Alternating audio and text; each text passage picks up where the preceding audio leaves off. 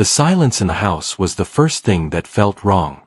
Not the quiet of a Sunday morning, or the comfortable stillness of an empty room. This was a heavy, suffocating silence. The kind that presses in on your eardrums and makes the ticking of the grandfather clock in the hall sound like a hammer striking an anvil. Margaret stood in the doorway of their bedroom, her hand still resting on the cool brass of the doorknob. The bed was made perfectly. The kind of perfect you only see in hotels or in magazines. Her husband, Thomas, a man who had struggled with the fitted sheet for 40 years, had made the bed. And that small, impossible detail was more terrifying than any sign of a struggle could have been. His slippers, the worn brown leather ones she had begged him to throw out 100 times, were placed neatly side by side at the foot of the bed. His reading glasses were on his nightstand, folded carefully on top of a book he'd been halfway through, a biography of Winston Churchill. His coffee mug from that morning was washed and drying in the rack next to the sink. Everything was in its place. Everything except for him. At first, a cold, logical part of her brain took over. He'd gone for an early walk. He'd popped out to the hardware store. But his car was in the garage. His wallet was on his dresser. And his phone, the device that had been glued to his hand for the last decade, was sitting on the kitchen counter, its screen dark and silent. Panic didn't arrive as a flood. It came as a slow, creeping chill that started in her chest and spread out to her fingertips. She called his cell. It went straight to voicemail. She called his best friend, Frank. Frank hadn't heard from him. She called their daughter, Sarah, who lived 3 states away. Sarah's voice, groggy with sleep, sharpened with instant worry.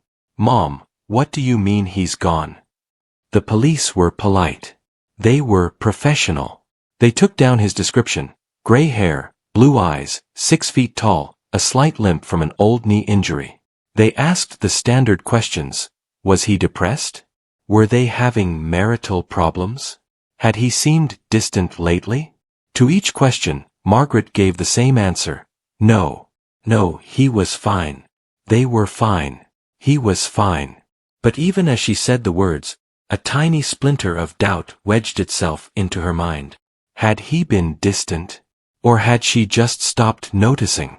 The first 48 hours were a blur of phone calls, anxious pacing, and the horrific, silent judgment of an empty house.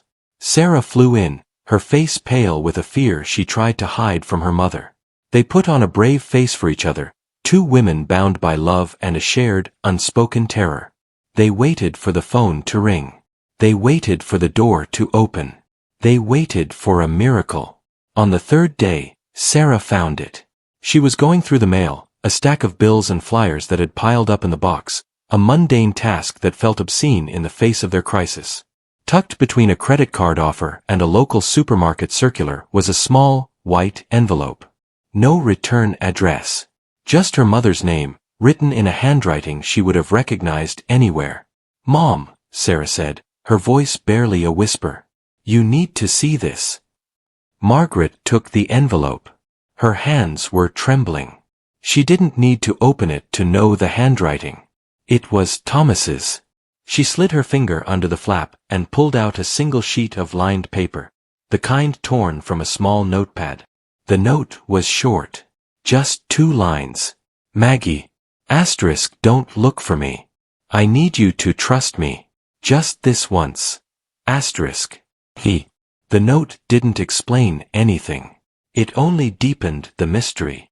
It was a plea, a command, a promise wrapped in a riddle. And as Margaret read it for the 10th, then the 20th time, a strange, new feeling began to replace the cold grip of panic. It was a flicker of something she hadn't felt in years, not since they were young. It was intrigue. Who was this man, her husband of 40 years, who could still, after all this time, be a complete and utter mystery? Margaret didn't show the note to the police. She told herself it was because it would only confuse them, that it was a private matter between a husband and a wife. But deep down, she knew the real reason. The note, with its gentle command and its familiar signature, was hers. It was a secret, a final, fragile thread connecting her to the man who had vanished.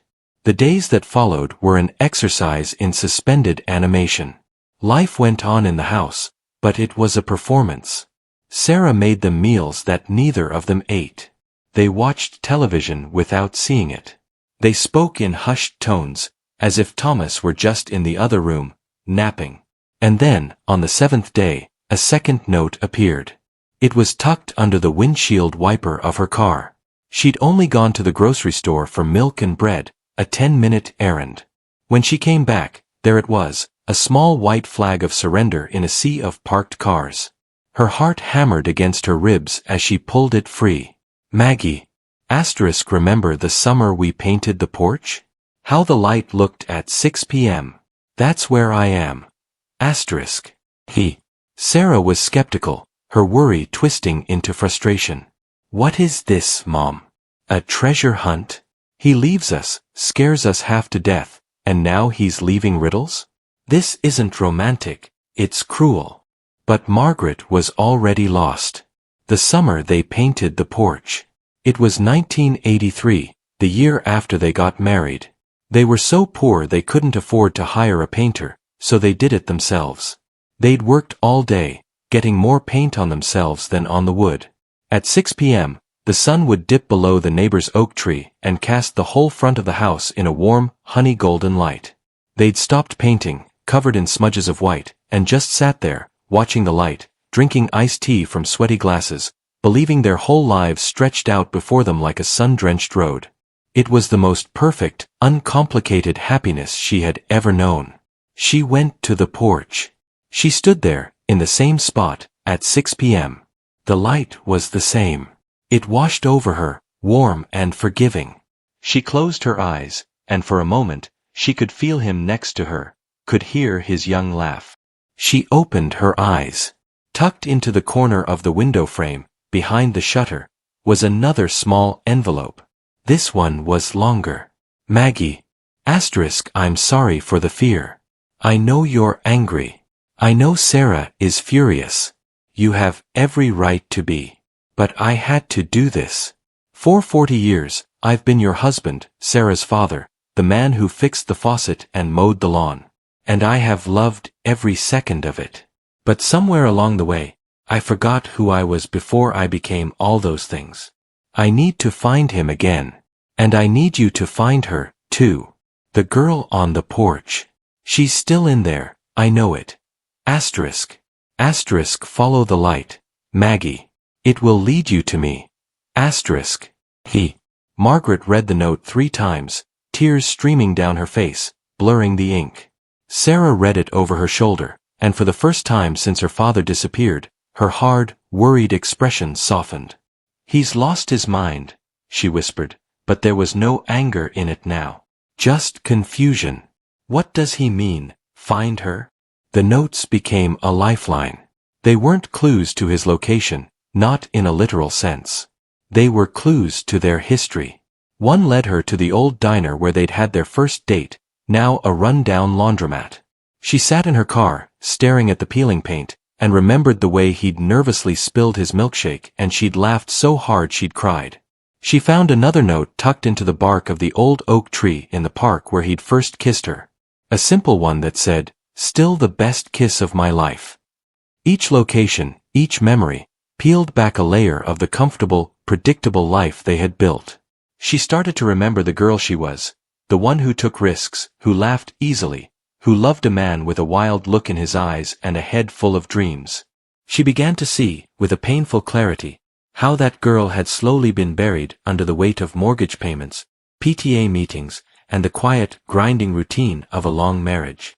The suspense was no longer about where he was. The suspense was about who she would find at the end of this strange, painful, beautiful journey. 3 weeks into the hunt, the notes led her to the town library. It was a place they had haunted in their 20s, before kids, before the internet. They'd spend hours there, pulling books off shelves, reading poetry to each other in hushed whispers, dreaming of all the places they would go. It was their sanctuary. She found the note inside a book. Not just any book, a worn, leather-bound collection of Pablo Neruda's love poems. It was the very book he used to read to her from. Tucked inside was a single sheet of paper and, taped to it, a key. A small, unremarkable brass key. Maggie. This key opens a lockbox at the bank on Main Street. The one where we opened our first joint savings account. Go there. But before you do, I need you to do one more thing. I need you to be brave. Asterisk on the last page of this book, I wrote something for you, 40 years ago.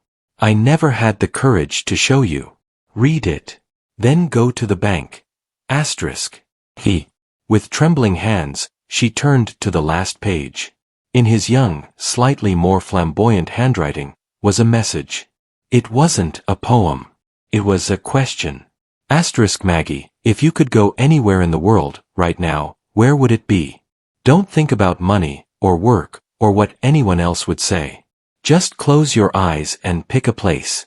That's where I'll spend the rest of my life trying to take you. I love you. A sob escaped her, raw and loud in the quiet of the library. She had never seen this. He had never shown her. A lifetime ago, a young man had poured his heart onto a page and then, for reasons she would never know, had hidden it away. She drove to the bank, her mind a whirlwind of emotions. The lockbox was small, the kind you rent for a few dollars a year. Inside, there was no money. There were no stocks or bonds. There was a single, thick envelope and a brand new, leather-bound journal. She opened the envelope in the bank's private viewing room. It contained 2 first-class plane tickets to the south of France, with a departure date for the following week. And a brochure. It was for a small, stone farmhouse nestled in the lavender fields of Provence. On the cover, someone had written a single word in black marker. Ours. She opened the journal. The first entry was dated the day he left. I've rented the house for a month. I've been saving for this for 2 years, a little from each paycheck, a secret from myself to myself, for us. If you're reading this, it means you followed the light. It means you remembered. It means you're brave enough to come and find me. I'm not running away from you, Maggie. I'm running towards us. The us we were supposed to be. The us we forgot we could be. I'll be waiting for you there. In the light. For the first time in 3 weeks, Margaret felt the crushing weight of suspense lift, replaced by something else entirely. It was terrifying. It was exhilarating. It was the feeling of standing on the edge of a cliff, looking out at an endless, unknown horizon. And for the first time in 40 years, she wasn't scared. She was ready to jump. Telling Sarah she was flying to France to meet a man who had vanished without a trace was not easy. There were tears, accusations of madness, pleas for her to see a doctor. Sarah couldn't understand. To her, it looked like her mother was having a breakdown, chasing a fantasy. Mom, this isn't a movie. This is real life. He left you. He made you worry. And now he wants you to just drop everything and fly across the world on the strength of a few notes. Sarah's voice was thick with fear and anger. Margaret looked at her daughter, this wonderful, cautious, practical woman she had raised. Your father didn't leave me, Sarah, she said, her voice calm with a certainty she hadn't felt in years. He woke me up. He's been gone for 3 weeks, and in that time, I felt more alive, more connected to him, than I have in the last 10 years. I have to go. Not for the man who left. For the man who's waiting. The flight was the longest of her life. She sat by the window, watching the Atlantic Ocean slide by far below, a vast, gray expanse. Doubt tried to creep in. What if she was wrong? What if it was all an elaborate hoax? What if she got there and he wasn't there? What if he was there, but he was a stranger? She landed in Nice. The air was warm and smelled of salt and sun-baked earth. She rented a tiny car, the kind Thomas would have loved, and drove, following the directions from the brochure. The landscape changed. The coast gave way to rolling hills. The hills gave way to endless, breathtaking fields of lavender, their purple rose stretching to the horizon, humming with bees in the golden afternoon light. She found the farmhouse exactly as it was in the picture. It was at the end of a long, dirt driveway lined with cypress trees. Her heart was pounding so hard she could feel it in her throat. She parked the car and got out. The only sound was the wind whispering through the lavender, and the distant chime of a bell from a village she couldn't see. She walked to the front door. It was slightly ajar. She pushed it open. The house was simple, cool, and filled with light. Fresh flowers sat on a rustic wooden table. And on the counter in the small kitchen, there was a bottle of wine, 2 glasses, and one final note. She didn't open it. She heard a sound from the back of the house. A creak of a floorboard. She walked through the kitchen, to a set of French doors that led out to a small, stone patio. And there he was. Thomas was standing with his back to her, looking out over the lavender fields that stretched to the base of a distant, majestic mountain. He was wearing a simple linen shirt, the sleeves rolled up. He looked thinner, younger, his gray hair a little longer. He must have sensed her, because he turned. His blue eyes, the same eyes she had fallen in love with 50 years ago, found hers. He didn't smile. He just looked at her, a mixture of hope, fear, and profound love in his gaze. The silence between them was not the suffocating silence of an empty house. It was the breathless silence of a question finally being asked. She took a step towards him. Then, another.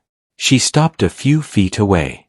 "I had to know," he said, his voice rough, a little broken. "I had to know if we were still in there." Margaret looked at him.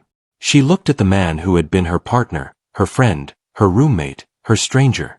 And for the first time in a very long time, she saw him. Not her husband. Him. She reached into her pocket and pulled out the final note she hadn't opened. She held it up. "What does this one say?" A genuine smile finally touched his lips, the first real one she'd seen in years. "It's just one word," he said. She didn't need him to say it. She already knew. She closed the distance between them and, for the first time in a very long time, kissed her husband as if he were still her lover.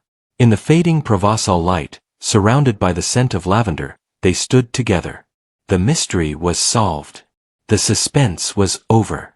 The search hadn't led her to him. It had led her back to herself. And in finding herself, she had finally, truly, found him again. They spent a month in that little farmhouse. They didn't solve all their problems. They didn't magically become the carefree kids from the porch. But they talked. Really talked. About their fears, their regrets, the unspoken resentments that had calcified over the years. They walked through the lavender fields and got lost on tiny mountain roads. They cooked meals together, burned the garlic, and laughed about it. They were clumsy, uncertain, like 2 people on a first date, learning each other all over again. When they returned home, they returned to a world that hadn't changed. But they had. The house felt different. The silence was no longer heavy, but peaceful. They still fell into their old routines sometimes, but now they had a secret. They had the knowledge that beneath the comfortable surface of their long marriage, there was still a deep, wild, and surprising current of love. A love that had to be sought, and fought for, and found. Thomas's disappearance became a story they told, a family legend. Sarah, after her initial anger subsided, saw the change in her parents. She saw them hold hands, not out of habit, but on purpose. She saw them look at each other the way they used to. And she understood that sometimes, you have to lose something completely to realize that you can't afford to live without it. The notes stopped. They didn't need them anymore. But Margaret kept them all, tied with a simple piece of string in a drawer by her bed. They were a map of their past, a key to their future, and a reminder that love, after 40 years, isn't about finding a happy ending. It's about having the courage to keep beginning again. If you enjoyed this story, please hit the like button and subscribe to our channel for more interesting, realistic stories. Your support helps us create even more amazing content.